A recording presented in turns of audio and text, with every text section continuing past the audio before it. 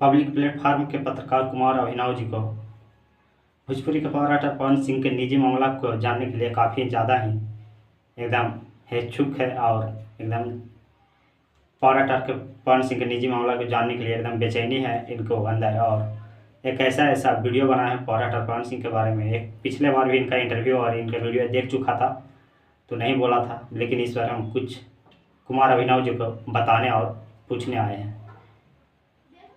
जब कुमार अभिनव जी बोलते हैं पावर राइटर पवन सिंह के पहली पत्नी नीलम देवी जी, स्वर्गीय नीलम देवी जी थी, उनका निधन क्यों और कैसे और किस कारण से हुआ, इसके बारे में जानना चाहते हैं पब्लिक प्लेटफार्म के पत्रकार कुमार अभिनव जी।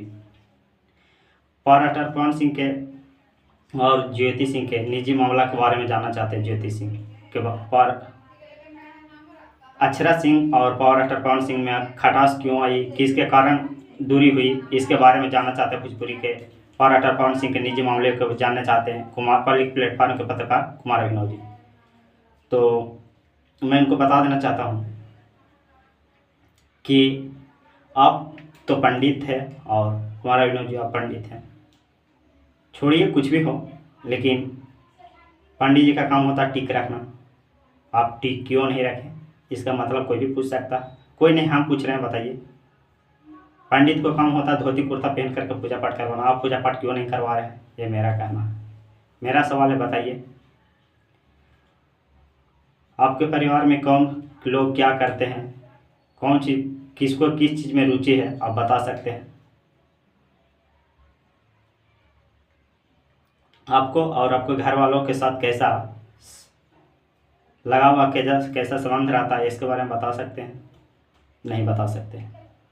तो फिर पावर राइटर पवन सिंह के निजी मामले में घुसने का प्रयास क्यों कर रहे हैं, जब आप लोग को पता है कि भोजपुरी के पावर राइटर पवन सिंह कह चुके कि कंधे पर दाग लिखा हुआ और मैं कुछ भी अच्छा करना चाहता हूँ लेकिन ये कंधे पर दाग है, ये दाग लग जाता है। अच्छा, मैं अच्छा सोचता हूँ और बुरा हो जाता है। इसके पर भी कुमार अभिनव जी कहते हैं कि एक दाग 3 बार कैसे लग सकता है।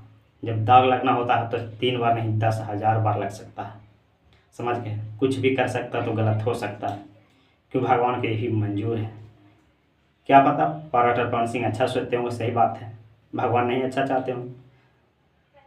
हर एक चीज़ हर एक आदमी को मिल जाए ऐसा मुमकिन नहीं है कुमार अभिनव जी। हर एक आदमी को कितनों भी बड़े आगे चल जाए, किसी चीज़ की न किसी चीज़ की कमी रह जाता है और कमियाँ खलती है। तो इसका कमी भोजपुरी के पावर राइटर पवन सिंह का भी है, लेकिन अब कुछ ज़्यादा ही सुलह में बोलते हैं और पूछते हैं कि शुभंकर मिश्रा डर गए हैं सवाल करने से।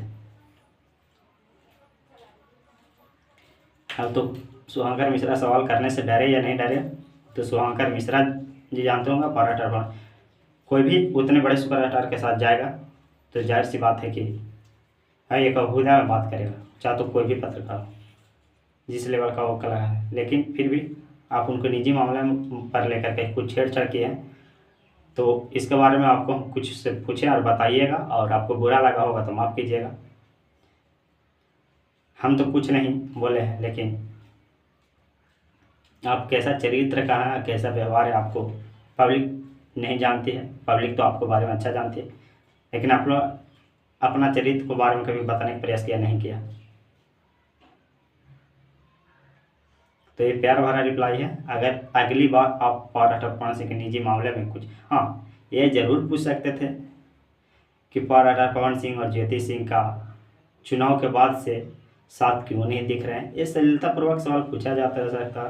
क्या भाभी जी भी इस बार ज्योति सिंह भी चुनाव लड़ेगी? क्या आप लोग को दिनों में कब छोटा पावर राइटर आएगा, ये भी शुभंकर मिश्रा पूछ भी चुके हैं सर। तो उन्होंने जवाब दिया कि आप लोग का आशीर्वाद रहेगा तो बहुत जल्द दिखे। तो फिर इस पर आप लोग को कितना एतराज़ क्यों, कितना खटापन क्यों है, हमें समझ नहीं आता है।